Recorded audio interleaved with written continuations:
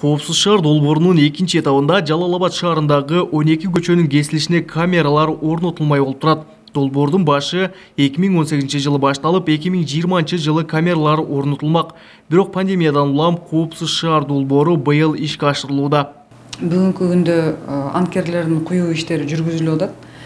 Бул Кытай Эл Республикасынын Шинхуан Фрунзе деген жоопкерчилиги чектелген коому бар экен.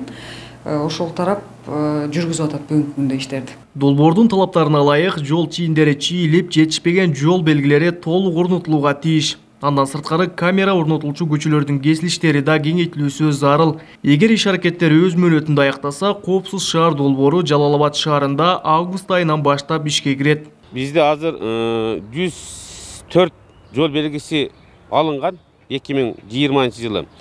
Себеби былтыркы март айында коюлат деген боюнча жол белгилери азыркы убакта даяр. Коммуналдык чарба департаментине. Андан кийинки жол ак чийиндер сызуу үчүн Жалал-Абад шаардык мэриясы атайын сызуучу техниканы алып койгон. Сырьёсу бар. Азыркы убакта жолдорду кеңейтип жатышат. Өзүңүздөр көрсөңүздөр мына Бекмамбет Осмонова Кыргыз Республикасы көчөсүн, Пушкина, Бекмамбет Осмонов көчөлөрүн кеңейтип атышат. Азыркы Ленин Курман көчөсүн да кеңейтишет. Жалал-Абад шаарына 170тен ашуун камера коюлат. Алар жол эрежесин бузган унааларды каттап, адамдардын жүзүн да тааный алат. Жалал-Абад шаардык мэриясынан билдиришкендей, долбоорго канча каражат кетери жана андан түшчү каражаттын канча бөлүгү камераны орноткон кытайлык компанияга берилери азырынча белгисиз. Эң чоң бийиктиги баягы камеранын 12 метрге чейин болуп аткан.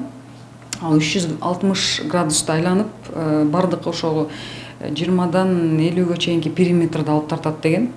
Кийинки камералары баягы стоп линияны туура эмес басып алган болсо, светофорду карабай өткөн болсо, ошолорду карайт.